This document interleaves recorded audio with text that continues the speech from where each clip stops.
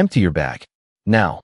The command cut through the late afternoon hum of the grocery store, sharp enough to turn heads 2 aisles over.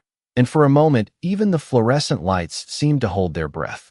Officer Daniel Brooks stood firm near the automatic doors, one hand resting near his radio, the other extended slightly forward, palm open but unmoving. His uniform crisp, his badge catching the cold white light as it flickered overhead. While in front of him, Mrs. Evelyn Carter paused mid-step, her paper bag crinkling softly in her grip as a loaf of bread shifted inside. The sound small, but somehow louder than anything else in the room. Her shoulders narrow beneath a worn beige coat, her silver hair catching the light like threads of quiet defiance. And though her fingers trembled faintly, her eyes did not. They stayed steady on him, calm in a way that didn't match the tension tightening the air around them. A shopping cart squeaked somewhere behind them, then stopped abruptly, abandoned as a young mother pulled her child closer, whispering something too low to hear. And near the checkout lanes a cashier froze mid-scan, a carton of milk hovering above the register as the scanner beeped once and then fell silent.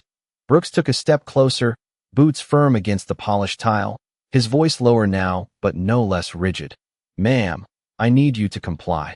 And the words landed heavy, not shouted, not aggressive, just final, like a decision already made.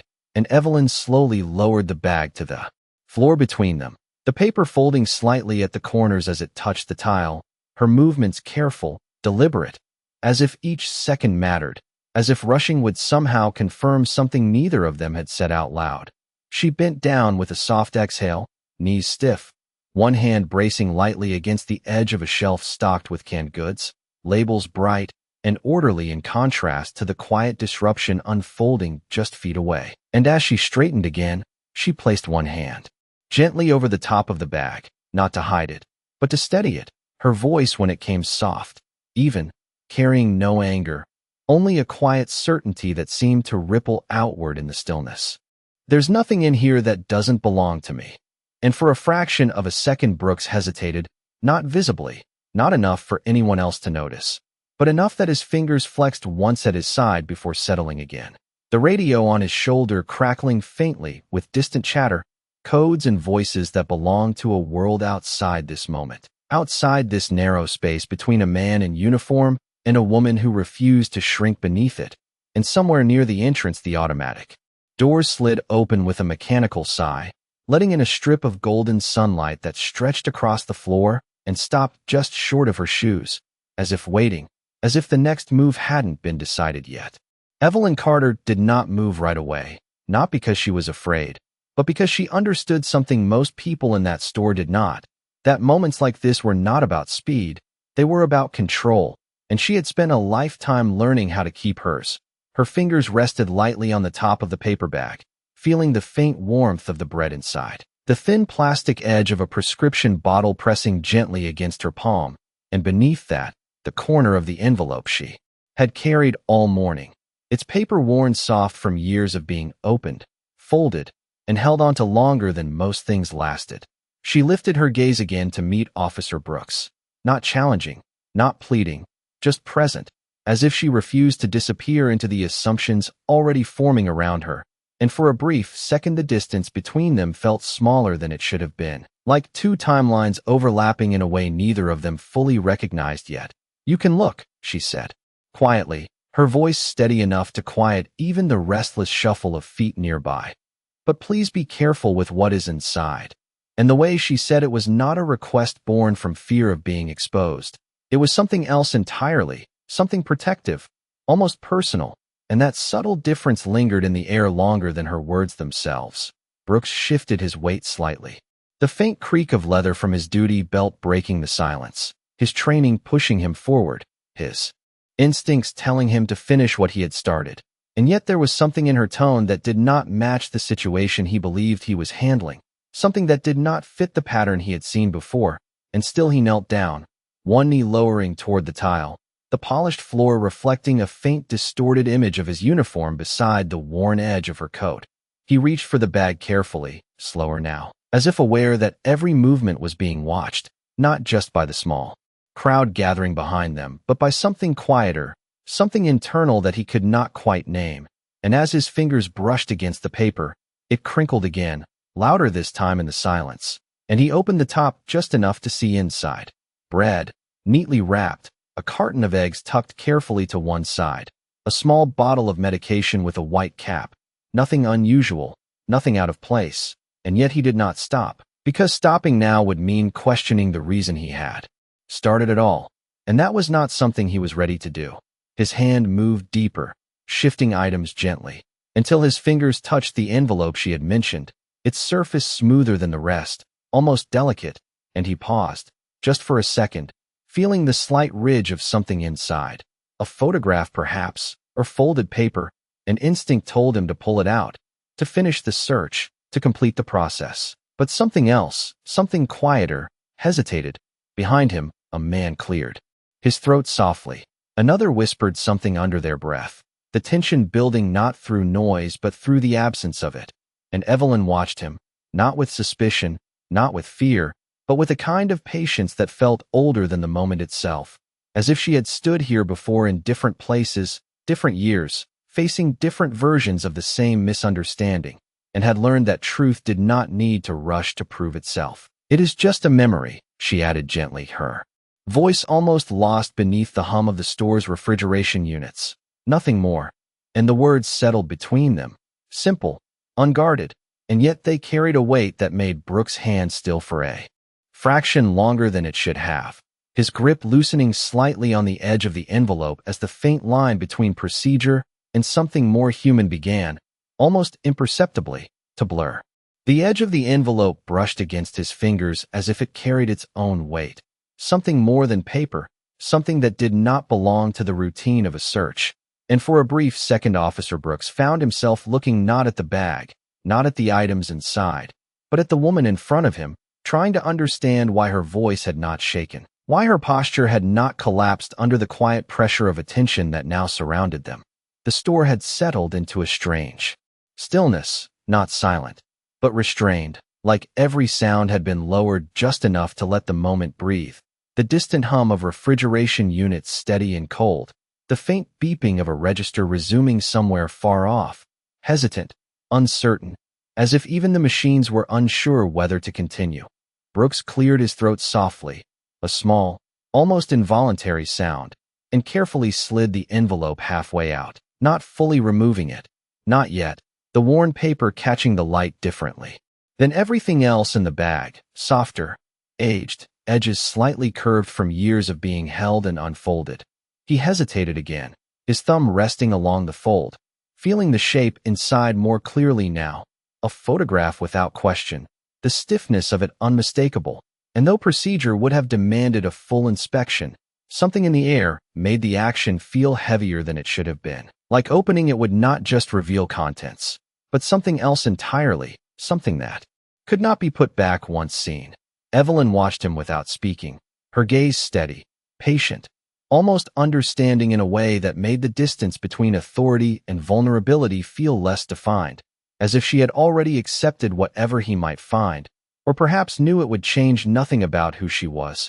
"Go on," she said quietly, her voice carrying just enough to reach him without reaching the others. "It is only paper." And yet the way she said it made it clear that it was not. Only paper, not really. Brooks exhaled slowly, then opened the flap, the soft sound of it unfolding echoing far louder than it should have, and slid the photograph out halfway, just enough for the image to catch the light. At first it was nothing remarkable, just a faded snapshot, colors slightly washed with time, the kind taken years ago before everything became digital, before moments were stored in clouds instead of hands.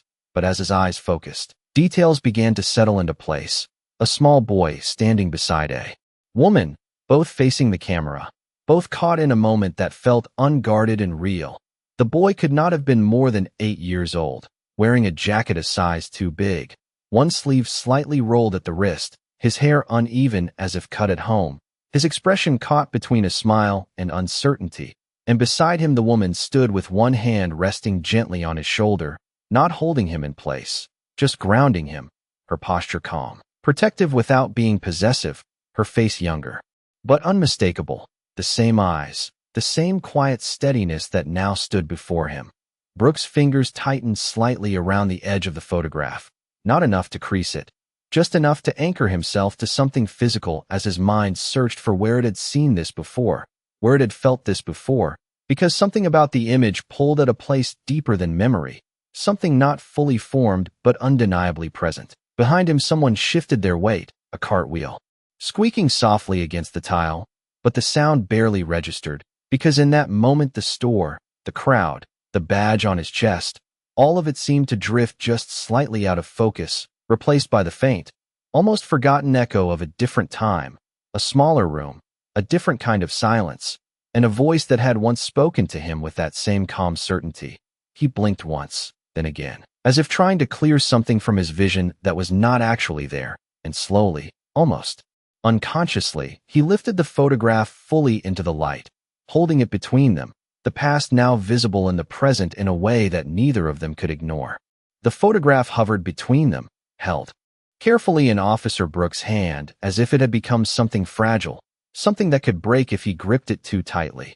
And for a moment he did not speak, he did not move, he simply stared, his eyes tracing the outline of the boy's face again and again, searching for something undeniable, something that could confirm what his mind was beginning to piece together but had not yet fully accepted. The fluorescent lights above flickered softly, casting a faint pulse across the glossy surface of the image, and each flicker seemed to pull another detail forward, the slight tilt of the boy's head, the way his jacket hung unevenly, the quiet steadiness of the woman beside him, her hand resting lightly on his shoulder like a promise that did not need words. Brooks swallowed, the motion subtle but visible, his throat tightening as a memory, distant and long buried, pressed forward with an unfamiliar clarity. A narrow hallway with peeling paint, the faint smell of something cooking, a voice that spoke softly but never wavered, telling him to stand up straight, to look people in the eye, to remember who he was even when others tried to decide it for him. His grip on the photograph shifted slightly, his fingers adjusting as if to ground himself in the present, but the past did not release him so easily. "Where did you get this?" he asked finally, his voice lower now, stripped of its earlier authority, carrying something closer to uncertainty, and the question hung there, not as an accusation, but as something closer to a need for understanding. Evelyn did not answer right away, her gaze moving from his face to the photograph and back again, her expression unchanged, calm, steady, but now there was something deeper behind it, something that suggested she had been waiting for this moment, not in anticipation, but in quiet acceptance. "I have had it for a long time," she said gently, her voice even, measured, as if she were describing something ordinary, something that did not carry the weight it clearly did. And yet the simplicity of her words made the silence around them grow heavier, not lighter. Brooks shook his head slightly, almost imperceptibly, as if the answer was not enough, as if it did not explain the recognition building inside him, the way the image seemed to connect to something he could not yet fully name. He looked down again, his thumb brushing lightly along the edge of the photograph, careful not to smudge it, careful not to disturb it, and then his eyes shifted to the woman in the image, studying her face more closely now, comparing it to the one standing in front of him, the years between them collapsing in small, undeniable details, the shape of her eyes, the quiet strength in her posture, the same calm presence that had once made a scared child feel safe without needing to understand why. Behind them, the store slowly began to breathe again. A register beeped, a cart rolled forward, someone whispered something that faded before it could be understood, but none of it reached him fully, because the moment had narrowed, focused, tightened around a realization that was no longer avoidable. "I know this place," he murmured, almost to himself, the words slipping out before he could stop them. And as soon as they did, something shifted inside him, something that made the badge on his chest feel heavier than it had just minutes before. Evelyn watched him closely now, not with expectation, not with demand, but with a quiet patience that felt like it had been there long before he arrived, as if she understood that recognition was not immediate, that it came in pieces, in fragments that needed time to align. Brooks exhaled, slowly, the breath unsteady despite his effort to control it, and lowered the photograph just slightly, not putting it away, not returning it, just holding it there between them as if it had become the center of something far larger than the moment itself. And for the first time since he had spoken, since he had stepped forward and taken control of the situation, he did not feel certain of anything at all. The photograph remained suspended between them, but something had already shifted, something that could not be undone, and Officer Brooks felt it settle into his chest like a weight that did not belong to the moment, but had somehow followed him into it. His eyes moved again over the image. Slower this time, not searching but recognizing. Each detail no longer uncertain but painfully familiar. The worn sleeve, the slight tilt of the boy's head, the quiet presence of the woman beside him. And suddenly the distance between past and present collapsed completely, not gradually, but all at once. A memory surfaced, sharp and uninvited. A small kitchen with a flickering overhead light. A chipped mug placed gently in front of him, hands steady despite the world outside being anything but. A voice telling him, "You are not what they say you are." And for years he had not thought about where that voice came from, had not questioned the warmth it carried, had simply accepted it as something that belonged to another life, a life he had moved beyond, or at least believed he had. His grip on the photograph tightened slightly, not enough to damage it, but enough to betray the tension building beneath his uniform, beneath the surface he had learned to keep controlled. And when he looked up again at Evelyn Carter, he did not see a stranger standing in a grocery store. He saw the outline of someone who had once stood between him and something much colder, much harder, someone who had filled a space that no one else had, even if only for a short time. "I was there," he said quietly, the words almost catching before they fully formed, his voice no longer carrying command, no longer anchored in certainty, but drifting somewhere between disbelief and recognition, and the admission seemed to echo more loudly than anything he had said before. A faint murmur moved through the small crowd behind him, people shifting, trying to understand what had changed, but the shift was not visible in the way they expected. It was not loud, not dramatic. It was internal, and therefore invisible to anyone who had not lived it. Evelyn did not react with surprise, did not step forward or speak his name. She simply watched him with the same calm presence, the same patience that had never demanded recognition, as if she understood that this realization belonged to him, that it could not be rushed or forced. Brooks exhaled slowly, his breath uneven now, and lowered himself slightly, not kneeling fully, not intentionally, but enough that the distance between them changed, enough that the angle of authority softened into something else, something closer to humility, though he had not yet named it as such. The radio on his shoulder crackled again, a voice calling out a routine update, but he did not respond, did not even reach for it, because for the first time since he had stepped into this situation, it no longer felt like a call he needed to answer.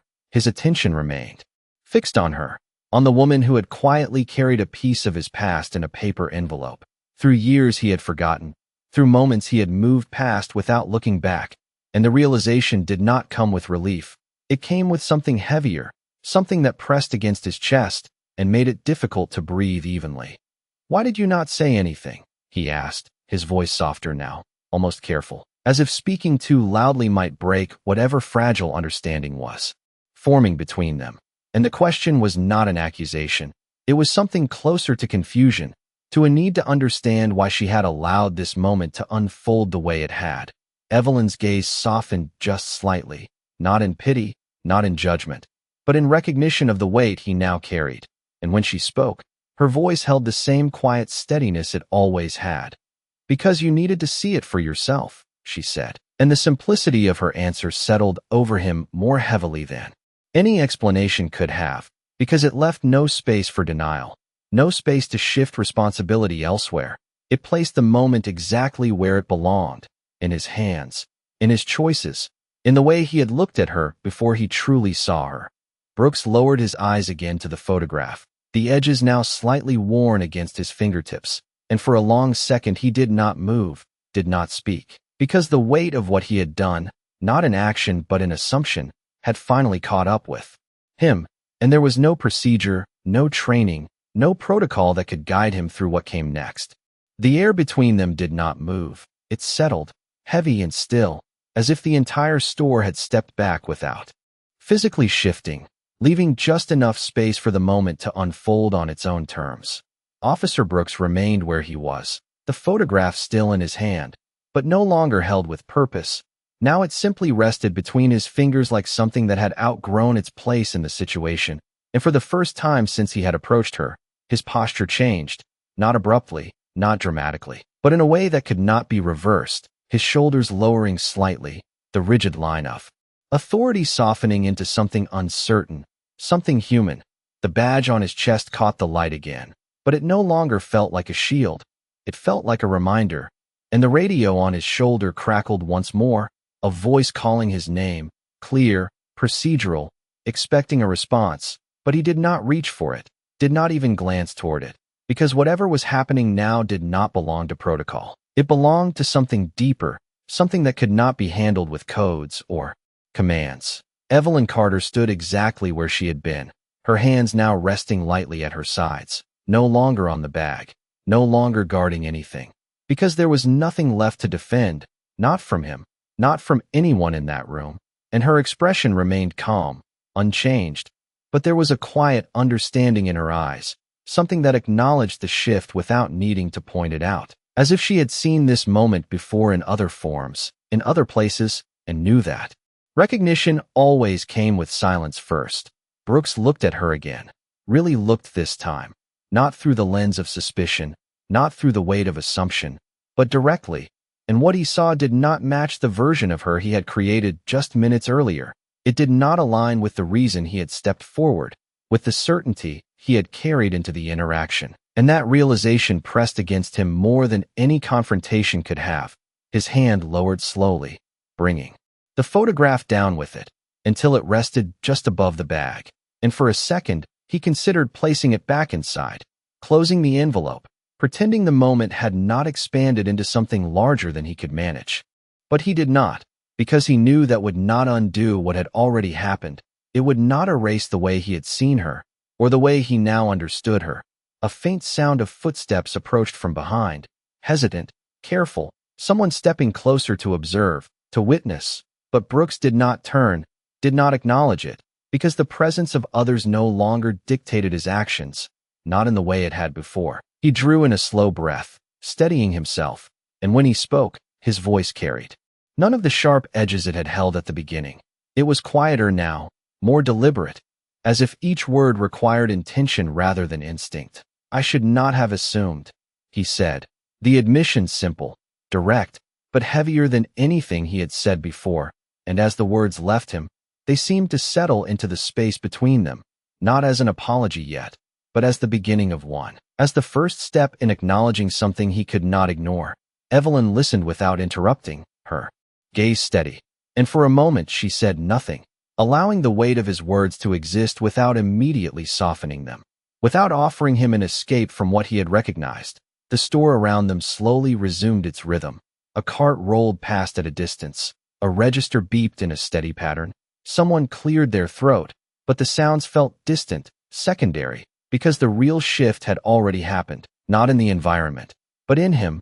Brooks lowered the photograph fully now, his hand hovering just above the bag, and for the first time since this began, he did not feel the need to complete the search, to justify his actions, or to maintain the authority he had stepped forward with.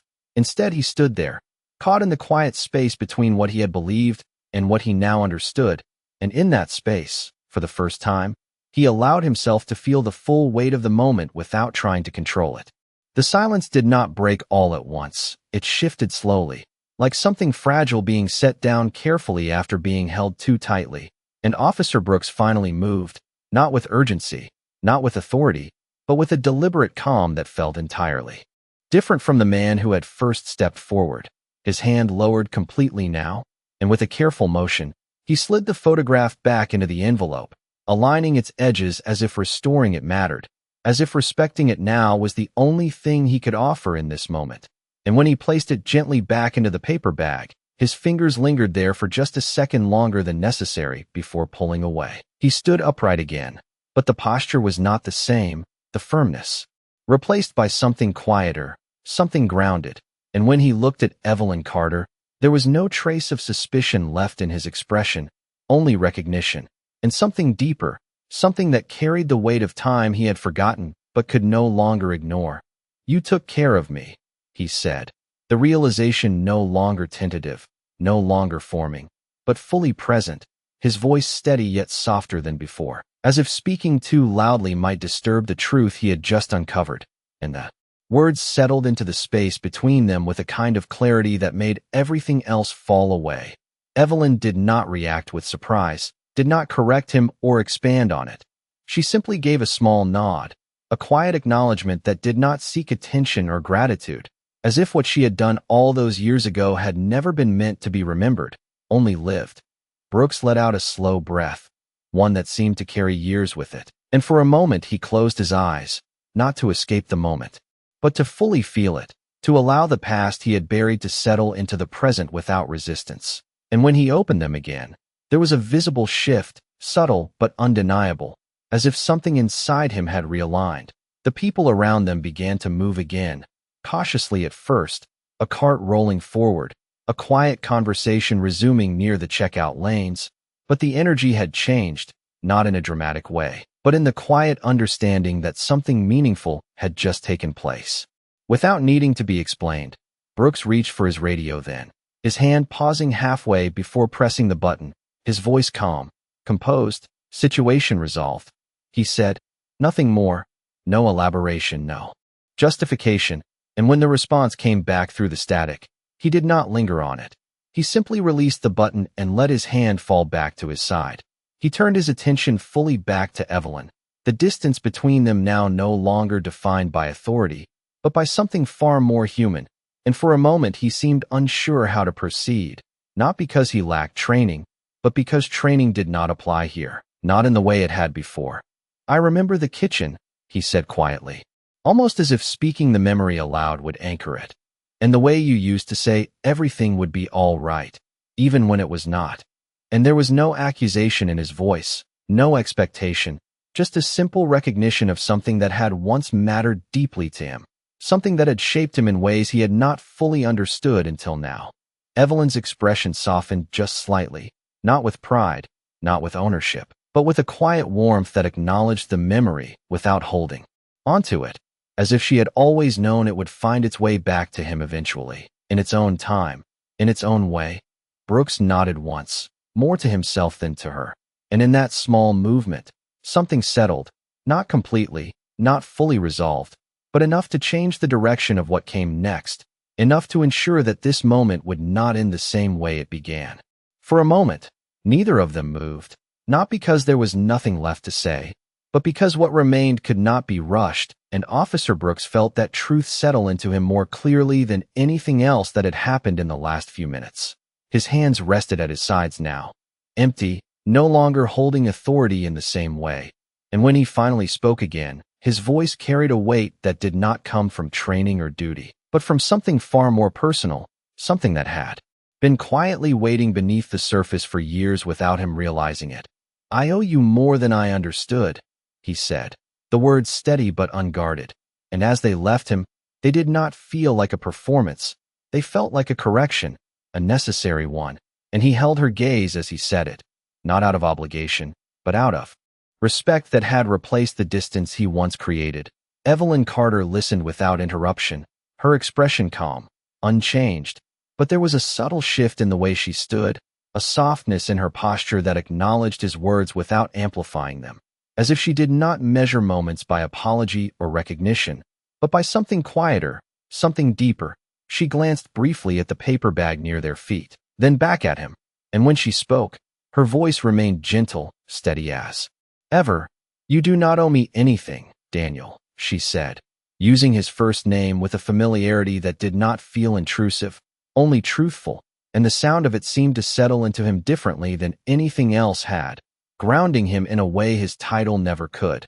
He exhaled slowly, the breath heavier than before, because her words did not release him from the weight he felt.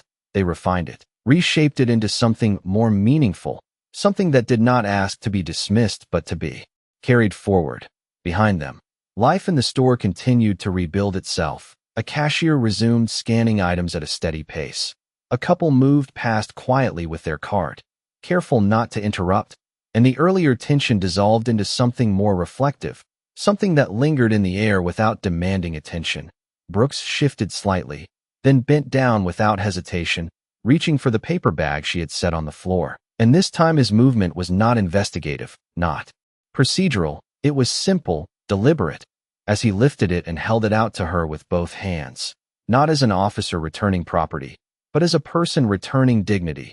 She accepted it with a small nod, her fingers brushing lightly against his for just a moment, the contact brief but grounding. And when she took the bag, she did not check its contents, did not inspect it, because she had never doubted what was inside. She had only allowed him the space to understand it for himself. Brooks straightened again, and for a second he seemed unsure whether to step back or remain where he was. But in that hesitation there was no longer discomfort, only awareness, and he chose stillness, allowing the moment to complete itself without forcing an ending. "You were right back then," he added quietly, his voice almost reflective now, about looking people in the eye. And the memory carried through his words without needing explanation, a lesson that had once been given without expectation of return, now resurfacing in a place it had not been intended to reach. Evelyn's lips curved into the faintest smile, not wide, not celebratory, just enough to acknowledge that the lesson had found its way back to him. Even if it had taken years, even if it had taken this moment to reveal it. The automatic doors opened again behind her, letting in another stretch of warm afternoon light that spilled across the floor, brushing against her shoes, the edge of his uniform, the quiet space between them. And without another word, she adjusted her grip on the bag and turned slightly toward the exit, her movement unhurried, steady, as if nothing about her pace had ever been dictated by the world around her. Brooks did not stop her, did not follow. He simply stood there, watching, not as an officer observing a situation, but as someone witnessing the quiet closing of something that had begun long before he understood it. And as she walked toward the light, he remained where he was, grounded in the space she left behind, aware that what had changed in him would not fade when the moment ended, because it had not been given to him. It had been remembered. The automatic door slid closed behind Evelyn Carter with a soft mechanical whisper, and the light that had followed her and faded gradually across the polished floor, leaving the store exactly as it had been before, and yet nothing about it felt the same. Officer Brooks remained where he stood, his posture still, his hands resting loosely at his sides, no longer guided by urgency or expectation, but by a quiet awareness that had settled deep within him. And as the faint hum of the store resumed its ordinary rhythm, the beeping registers, the low murmur of conversations, the distant roll of cart wheels, he realized that the world had not changed at all. Only the way he now moved within it had shifted. He glanced down briefly at the spot where the paper bag had been, the faint crease in the tile where it had rested still visible under the overhead lights. And for a moment he saw more than just a bag. He saw the space where assumption had stood, where certainty had been misplaced, and where something far more important had quietly taken its place. His radio crackled again, a voice calling his name with routine urgency, asking for an update, a direction, something to bring the moment back into the structure it belonged to. And this time he reached for it, his fingers pressing the button with calm precision, his voice steady as he responded, but different now, grounded in something that did not need to assert itself. "All clear," he said, simple, direct, and when the acknowledgement came through, he released the button without hesitation, without the need to add anything more. He lifted his gaze toward the entrance, where the glass doors now reflected only the interior lights, the outside world hidden behind a thin layer of glare. And for a second he imagined her walking beyond that reflection, carrying nothing more than a bag of groceries and a life that did not demand recognition, and yet had shaped his own in ways he had not understood until now.